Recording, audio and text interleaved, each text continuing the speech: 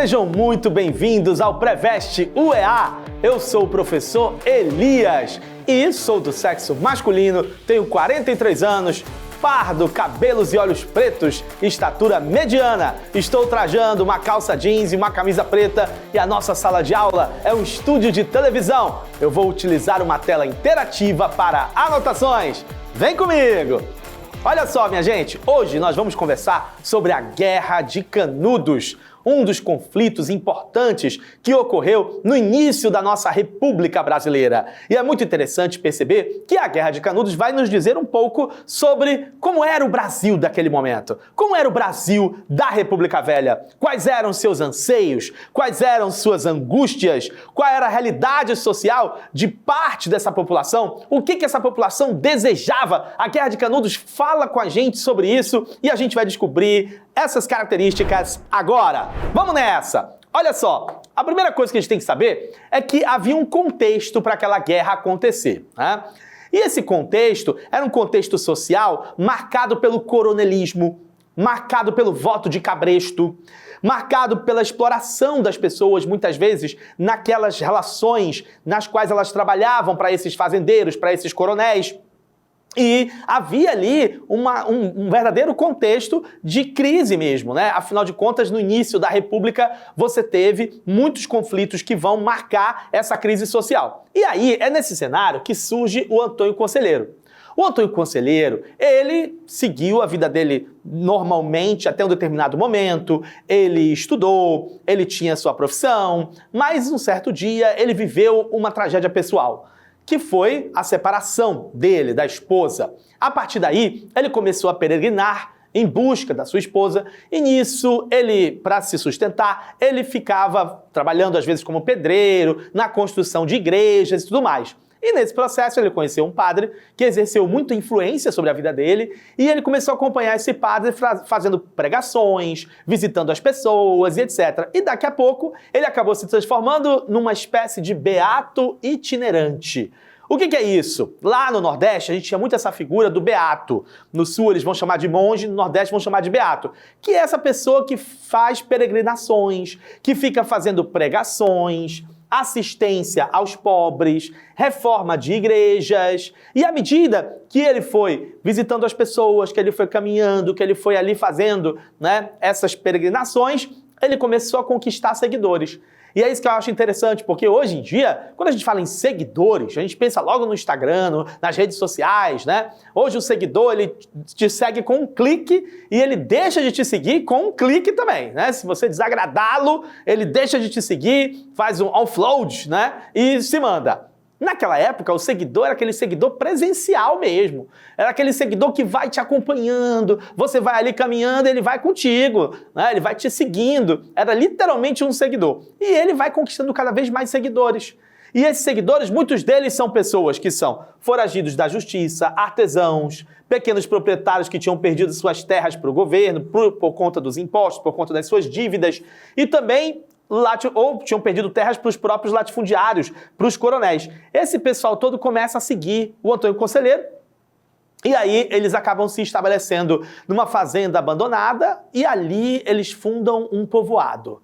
Eles começam a fundar uma aldeia, a aldeia de Belo Monte, isso aí por volta de 1893. E aí, meus amigos, quando eles se estabelecem ali, começa a chegar gente, e vai chegando um, e vai chegando outro, e vai virando coração de mãe, né? Sempre cabe mais um. Vai chegando, e vai chegando, e vai chegando. E aí chega uma hora que esse pessoal, nesse povoado ali, eles chegam a 20 mil pessoas, por volta de 1896. Enquanto eles eram só um povoadinho, né? Com um punhadinho de gente, é uma coisa. Agora, milhares de pessoas ali no povoado, aquilo começa a incomodar, especialmente por conta de algumas das pregações do Antônio Conselheiro, né? Essa ideia de que a República seria ilegítima, né? Que ela é um mal porque ela ficava se intrometendo nos assuntos da igreja, e especialmente a questão do casamento civil, né? Isso era um problema, né? Dizer que a República era o reino do anticristo porque ela tinha introduzido a questão do casamento civil. A partir da República, você não precisava mais necessariamente casar na igreja, você podia casar só no civil e ter a documentação do seu casamento sem precisar fazer uma cerimônia na igreja. Então, para o Antônio Conselheiro, isso era um absurdo, né? Então havia todo esse discurso nesse sentido que tinha essa linha religiosa, essa defesa, né, dessas questões religiosas, essa questão do devotamento familiar, da castidade, do recato feminino, isso tudo estava presente ali nas pregações do Antônio Conselheiro. E aí, isso vai começar a incomodar, né? Como é que esse pessoal vivia ali? Eles viviam praticando pequenas plantações, eles criavam animais para a subsistência deles, eles comercializavam o excedente com as cidades próximas e chegaram a organizar também grupos armados para defender o povoado. Olha só aqui a pintura retratando Canudos antes da guerra, né? Um povoado ali, 20 mil pessoas sob a liderança do Antônio Conselheiro, é gente para chuchu. E aí, quem é que vai se levantar contra Canudos? Esse pessoal aí todinho, né? Que a gente vai ver já já. Nós vamos ter alguns grupos que vão fazer oposição a Canudos, vão se levantar de forma feroz contra Canudos. E aí cada um com a sua motivação. No caso da igreja, a igreja, ela estava perdendo adeptos, né? Pelo menos essa igreja tradicional. Alguns padres, inclusive, proibiam o Antônio Conselheiro de pregar nos seus povoados. Por quê? Porque o Antônio Conselheiro, ele não era um padre autorizado pela igreja. Ele não era alguém que fez um seminário teológico, né? Que estudou tudo aquilo que os padres estudam e foi habilitado pela igreja para atuar, para fazer aquele trabalho religioso. Ele era um beato que acabou tendo uma liderança muito grande, uma liderança religiosa muito grande, as pessoas foram seguindo ele e aquilo obviamente incomodava aquela igreja tradicional, esse tipo de ação religiosa não institucional, né, que não vem por parte da instituição, por parte da própria igreja. Outra questão é que algumas autoridades acusavam o Antônio Conselheiro de chefiar jagunços armados, né, por conta dessa questão desses grupos que ali defendiam o povoado. E nós tínhamos a questão dos coronéis, que eram as oligarquias regionais. Eles temiam o exemplo de Canudos, por quê? Porque vários sertanejos estavam seguindo para Canudos, estavam despovoando várias regiões e por isso latifundiários estavam perdendo a sua mão de obra. Então imagina, à medida que Canudos vai crescendo, 20 mil pessoas ali, o povoado crescendo cada vez mais, aquele monte de gente, as pessoas deixando as fazendas, muitas vezes onde elas eram exploradas pelos coronéis, onde elas estavam em relações ali de clientelismo ou de medo em relação àqueles coronéis, e eles deixam aquilo ali para morar em Canudos, acreditando que em Canudos eles vão ter uma nova perspectiva de vida, a vida deles vai ser diferente. Então é claro que o coronel, ele não vai gostar desse negócio, desse pessoal tá deixando as fazendas e indo morar lá em Canudos. E aí, por conta disso, nós vamos ter, então, gente se levantando. E aí você tem também toda uma questão de como eles são vistos, né? Por quê? Porque muitos vão dizer que eles são perigosos, que eles não temem os coronéis, eles não temem as autoridades políticas, eles não temem os policiais, ou seja, eles seriam subversivos e por isso seria necessário destruir esse povoado, seria necessário destruir o pessoal de Canudos. E aí, as próprias notícias que eram transmitidas sobre Canudos, muitas vezes acabavam apresentando os habitantes de Canudos como assassinos, como monarquistas, como fanáticos. Então se constrói toda uma narrativa a respeito de Canudos no sentido de colocar Canudos como uma ameaça, colocar Canudos como algo que precisava ser combatido, colocar Canudos como um mal que precisava ser eliminado de qualquer maneira. Então, há toda uma construção de narrativa que é feita nesse momento em torno dessas pessoas que estavam ali sendo lideradas pelo Antônio Conselheiro. E aí também, por conta disso, a gente vai ter as investidas governamentais contra Canudos. E aí, meus amigos, o governo botou pra cima deles, né? Na primeira expedição mandaram 100 soldados, achando que eles iam resolver rapidinho. Na segunda expedição mandaram 600 soldados. E na terceira, eles mandaram mais de 1000, liderados pelo Moreira César, que tinha bastante experiência, achando que ele ia derrotar o pessoal de Canudos rapidamente. Findou que eles perderam, Moreira César foi assassinado, e aí virou questão de honra destruir Canudos. Na quarta expedição, o governo mandou 7.000 soldados, alguns falam em 7.500 soldados, de vários estados brasileiros, para lá, para a Bahia, para destruir, para acabar com Canudos. Pegaram todo o arsenal de guerra que eles tinham e botaram contra Canudos. E Canudos acabou sendo destruída.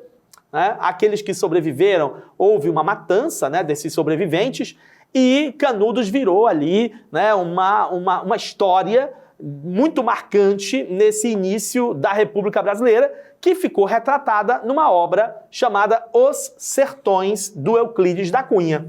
O Euclides da Cunha, ele esteve ali como correspondente, né, do jornal Estado de São Paulo para cobrir os eventos que envolveram Canudos. Ele chega a escrever: Canudos não se rendeu, exemplo único em toda a história, resistiu até o esgotamento completo. E aí, aquilo que ele presenciou, toda a cobertura que ele fez ali, naquele momento da guerra, acabou se transformando nessa obra, Os Sertões, que é uma obra marcante, traduzida aí em vários países, né? Um clássico da nossa literatura. E agora a gente tem uma participação especial da Manu. Fala aí, Manu! Professor, como está hoje a região onde ficava Canudos? Amiga, olha só, Canudos original, ela acabou sendo alagada por uma represa, porque construíram uma represa ali, as águas da represa cobriram tudo, e aí a Canudos original, ela foi para debaixo da água, tá? Quando a represa seca, aí aparecem as ruínas da cidade, certo? Mas existe uma outra Canudos ali um pouco mais próxima também, que é a nova Canudos, né? A Canudos que veio depois. Mas a original aconteceu isso. Beleza? Show de bola? Vamos nessa então para a nossa questão de hoje? A nossa questão diz: a República procurou converter Canudos num grande exemplo, um exemplo da barbárie contra a civilização, do atraso contra a modernidade. Havia mesmo um abismo entre as diferentes partes do país e era premente o alerta para que as elites intelectuais e políticas olhassem finalmente para o seu interior. A partir do texto e de conhecimento sobre Canudos, é possível associar este movimento a... Será que a questão de Canudos era a abolição da escravidão? Que estava unindo a defesa do retorno à monarquia e o esforço de aumentar a exportação do açúcar nordestino? Será que era isso que o pessoal de Canudos queria? Não, né? O pessoal de Canudos queria seguir a vida deles, viver a vida deles tranquilo, né? Na maior tranquilidade. Não era essa questão, a luta, né, pela abolição da escravidão, até porque a abolição da escravidão já tinha acontecido nesse momento. Será que a valorização do bom selvagem, que unia elementos da ideologia positivista a princípios do pensamento iluminista? Será? Aquele pessoal de Canudos juntando positivismo com iluminismo? Tem nada a ver, né? Aquela galera ali não tem nada a ver com essa questão ideológica, não é essa a questão que eles estão colocando ali. É mesmo a questão de tentar ter uma vida nova, diferente, com novas perspectivas, diferente daquele cenário do coronelismo que eles viviam, diferente daquele cenário do clientelismo e tal. Próxima. Eliminação da influência da política da Igreja Católica, que unia crenças milenaristas à recusa da institucionalização das regiões. Será que eles estavam querendo eliminar a influência da Igreja Católica? Será que era isso, né? A tônica de Canudos? Não era isso, né? Eles tinham a questão religiosa, não era uma disputa com a Igreja Católica, não era uma questão de eliminar a influência política da Igreja Católica. Eles tinham a sua religiosidade, né? Liderados ali pelo Antônio Conselheiro, com uma carga ali bem forte na questão religiosa, mas não era uma luta contra a igreja. E a próxima, luta pela terra, que se unia ao misticismo, à mobilização social e à rejeição ao caráter oficialmente laico da República Brasileira. Aí sim, aqui tá bonito pra gente, né? Primeiro porque eles estão lutando pelo direito de morar naquela terra, pelo direito de viver naquela terra. Tem a questão do misticismo, porque entra a questão religiosa, as crenças, né? A liderança do Antônio Conselheiro. A mobilização social nem se fala, são 20 mil pessoas, 20 mil sertanejos ali em busca de uma nova perspectiva, e a rejeição ao caráter laico da República é justamente por isso, né? Eu citei o exemplo aqui, a República trouxe o casamento civil, diferente ali do casamento religioso dentro da igreja. Você pode casar fora da igreja só no civil. Então você tem o caráter laico e havia uma rejeição a esse caráter laico nas próprias pregações do Antônio Conselheiro. Então essa daqui tá linda pra gente. A última falava de tradição cultural que unia intolerância às ideologias estrangeiras, a valorização das manifestações culturais indígenas. Não é essa a questão, não é uma luta por valorização da questão indígena. Então a questão que tá bonita pra gente mesmo é essa letra D, luta pela terra, que se unia ao misticismo, à mobilização social e à rejeição ao caráter oficialmente laico da República Brasileira. Show de bola? Tranquilo? Então, gente, na aula de hoje nós vimos a Guerra de Canudos, um assunto importante para o vestibular da UEA. Eu não posso deixar de dizer para você baixar o aplicativo do Preveste UEA, para você acompanhar o Preveste UEA em todas as nossas redes sociais. Foi um super prazer estar com você mais uma vez. Um grande abraço para todo mundo e até a próxima. Tchau, tchau!